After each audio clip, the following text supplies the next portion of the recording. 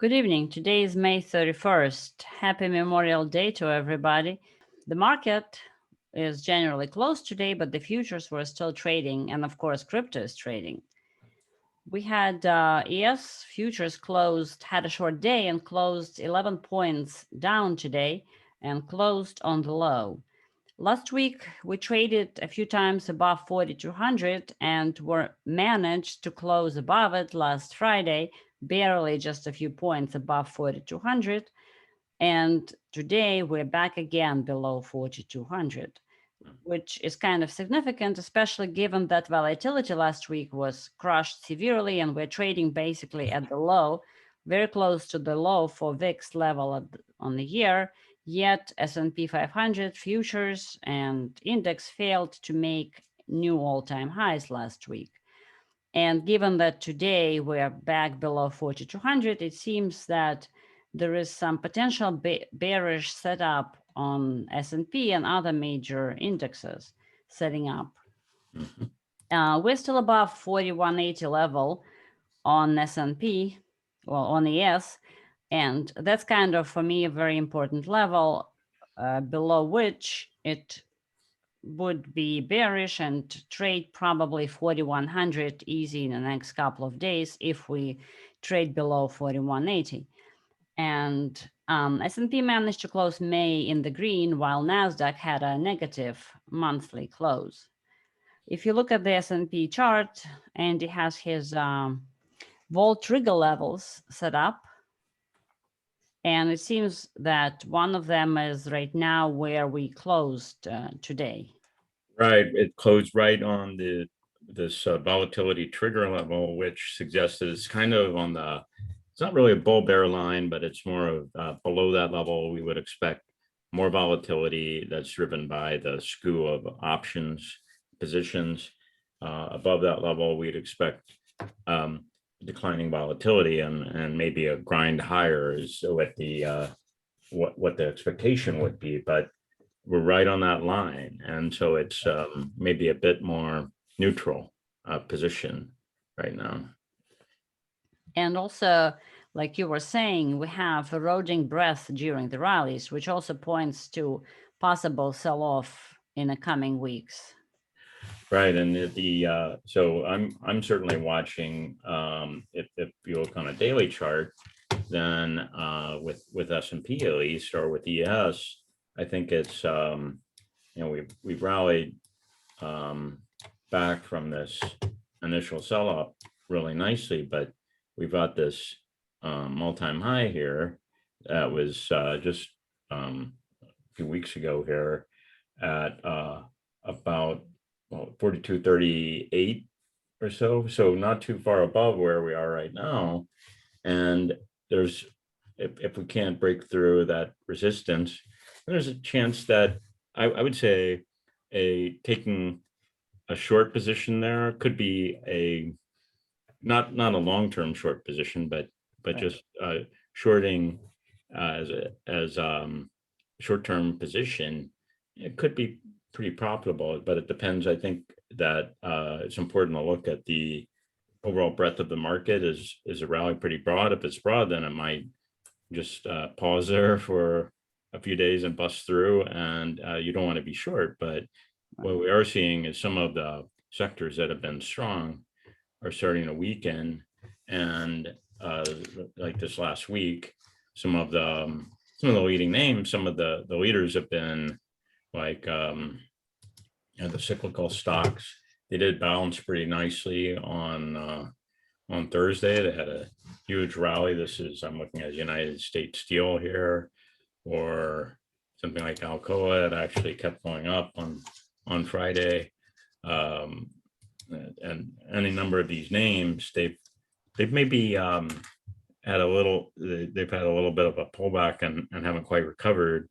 And for them for the S&P to keep making new highs, and what's the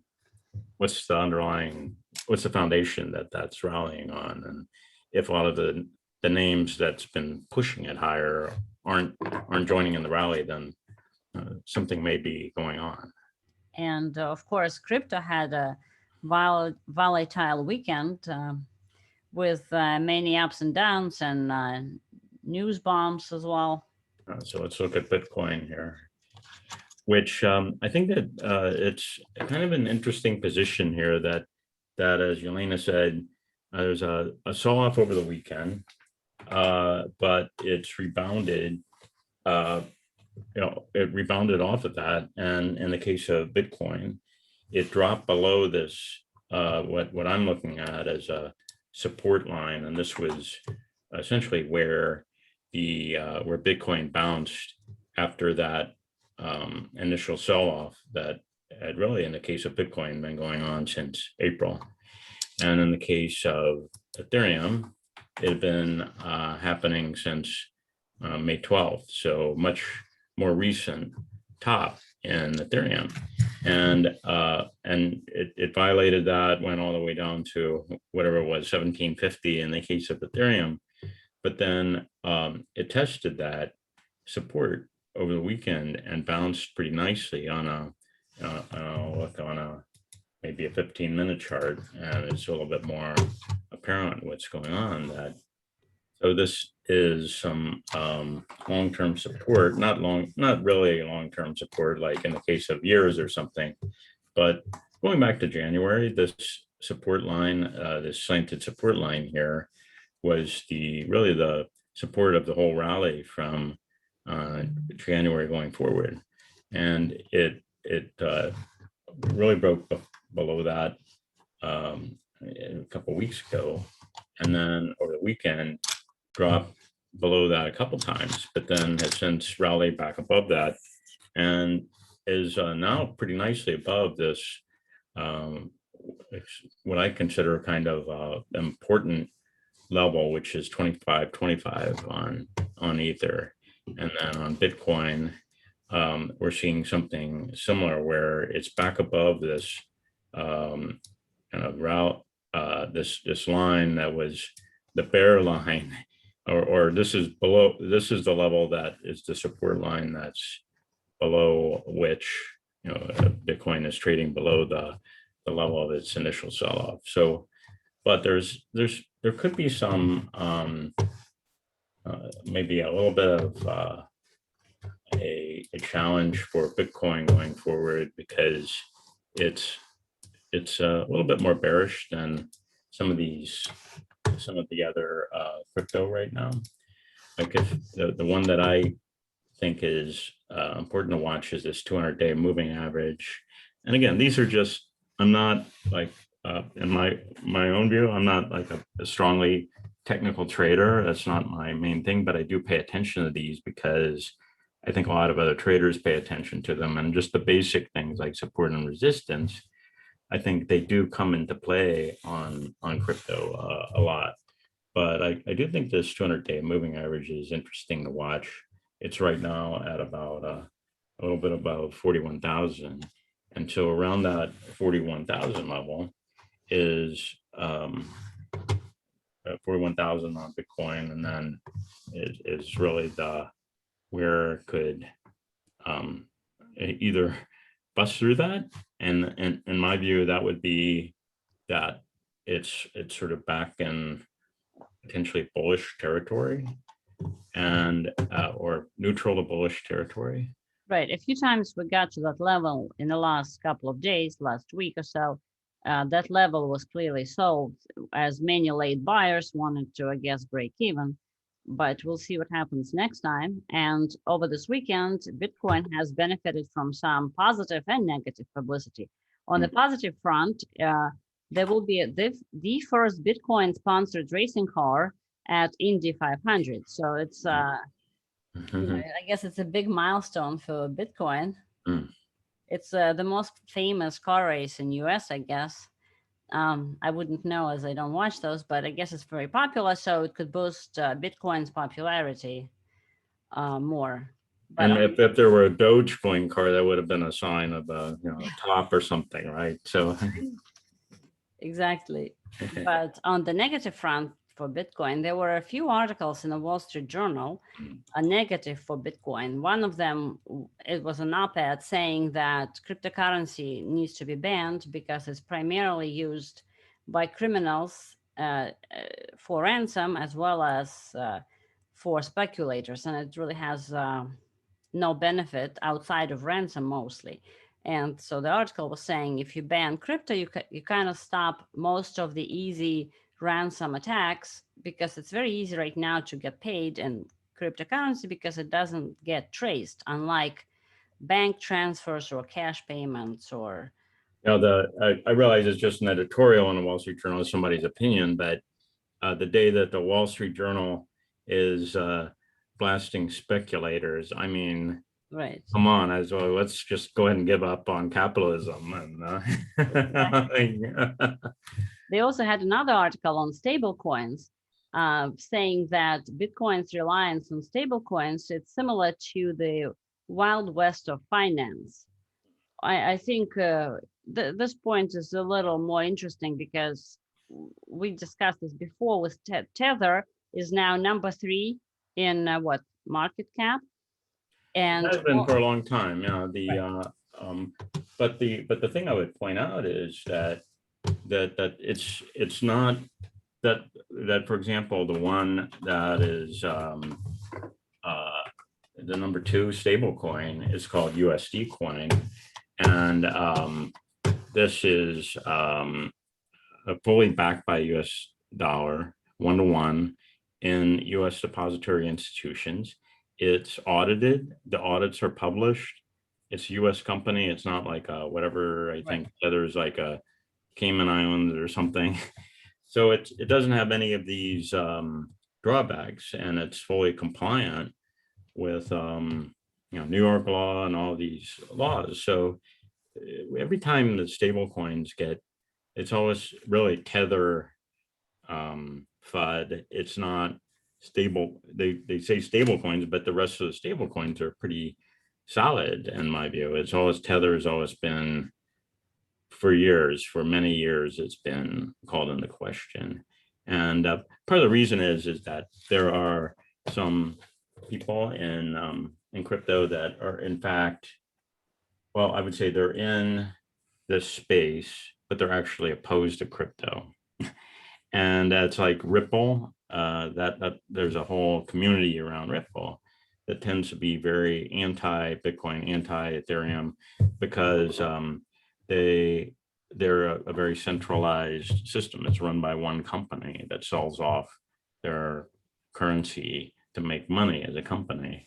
And it's not like a decentralized platform.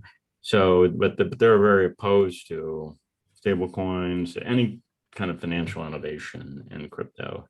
And they disseminate this information through a lot of anonymous Twitter accounts and so on. It's not right. It's not very it's the sort of thing that if it were a stock, the SEC would be arresting people and fining them for trying to influence a market through anonymous accounts and so on. And you also were saying that there are a few good opportunities in DeFi potentially.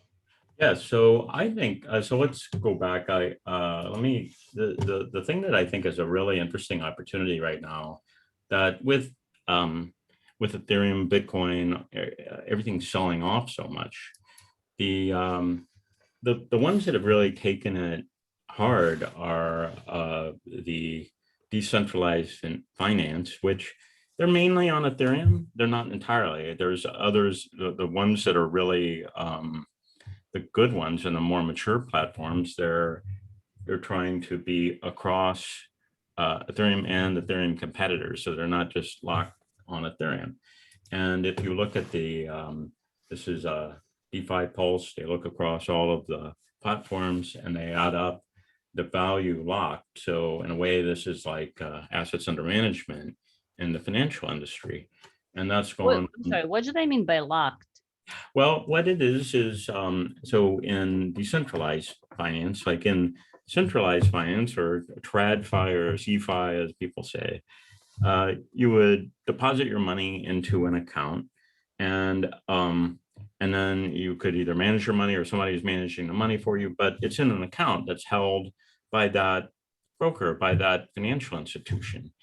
And with decentralized finance, you're not giving up your money. You're still holding it, but you lock it in a contract, in a smart contract that then it's the closest thing to like depositing money into an account. When it's locked, you can't like then reuse it or spend it or give it away to somebody. Is there a So time limit? what's that? How long is it locked for?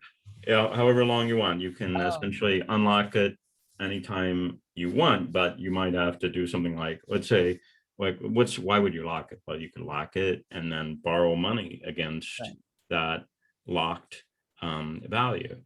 And so you'd have to repay your loan, for example, before you could unlock it. Now, in other cases, like on something like a Yearn Finance, like you are locking it, and they're it's sort of like a decentralized hedge fund. They're managing the money for you. You're earning a good return on it, but you could take it on any time. There's no limit on that because you're just a depositor basically. But it's still locked. If you look on in your wallet, you'd have the assets there, but they're locked so that you can't reuse them until you unlock it. But this has grown from over the past year. It's grown from so June 1st of 2020, about 1.1 billion locked in decentralized finance, and peaked out at something like 80 million. But keep 80 billion. Sorry, but keep in mind this is a lot of the locked assets are things like Bitcoin and Ethereum that when the market falls off 40-50%, then clearly this value drops too.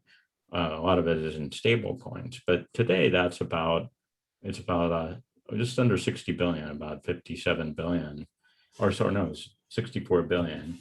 And so it's risen enormously. So these firms have gone from being, let's call it a nice little toy, basically, something like a Yearn Finance maybe had, $10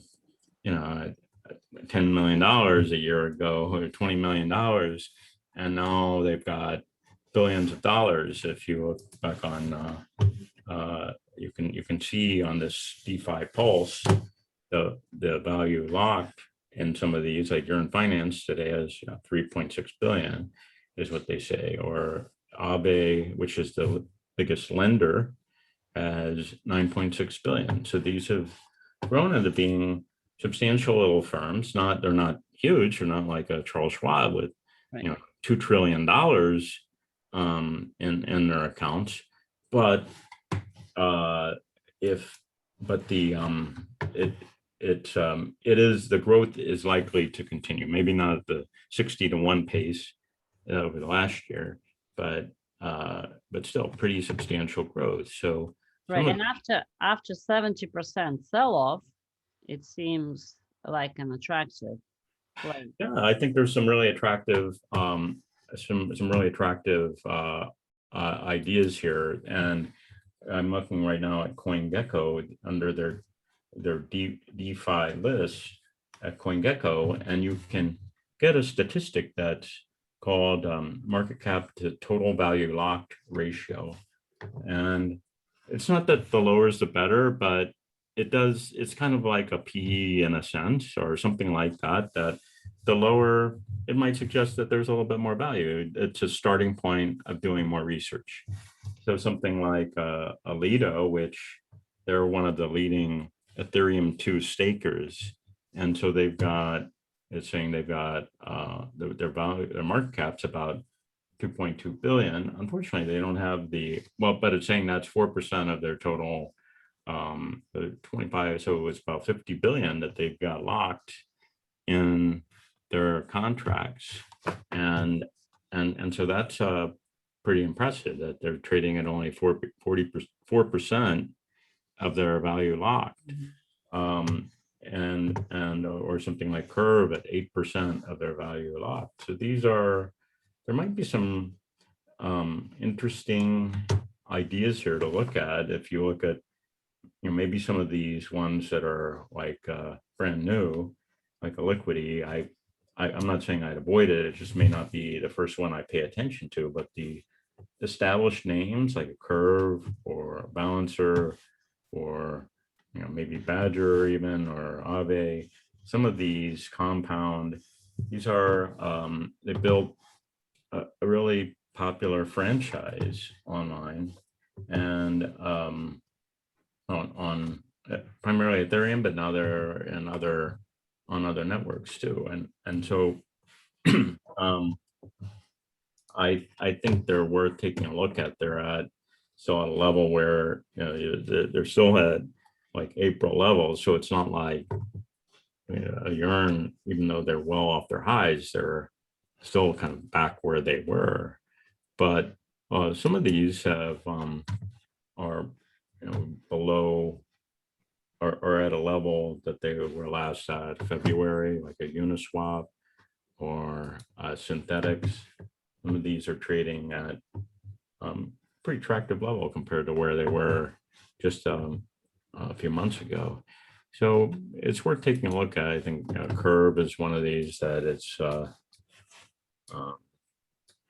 maybe some value there, where with Curve, for example, you can deposit, you can lock up the Curve and actually earn an income of like in dollars, dollar-based coins, something like a 12-13% income on it. So there's some attractive ideas here to look at, and I suggest taking a look at that list and doing more research. There's a lot of good and a lot of bad in crypto, so it's worth digging in deep and you can buy them on Coinbase. Let's see, a lot of these, yes. And So certainly like a Chainlink, yeah, definitely. Uniswap, UMA, Synthetix, all of these are definitely available on Coinbase. Some of these might be not yet on Coinbase, like Curve. Curve might be on Coinbase now. So I'd say many of them, yes, but not quite. Yearn is definitely on Coinbase. And if they're not on Coinbase, then they're on something like Kraken, where that might, maybe they have a little bit larger menu, but so of coins, but I think in my view, as I noted on this on the bullet points here, that I think that there's a little bit of risk ahead for crypto with Ethereum. It's rallying pretty nicely tonight, but up here about a little bit above 2,900, and then Bitcoin at that 41,000 level right about here. It could run into some issues, and if there's more negative news, it could dent that rally a bit. But if it can bust back through here and get into this neutral area, then that would be a really nice place to consolidate, bullish place for a longer term to consolidate for, I think, a month or two. And that's what I'm hoping to see, that Ethereum can rally a bit above this level and consolidate along with Bitcoin and some of the others in a broad range over a few months. Well, thank you, Andy. And we will be back on Wednesday. Have a good night.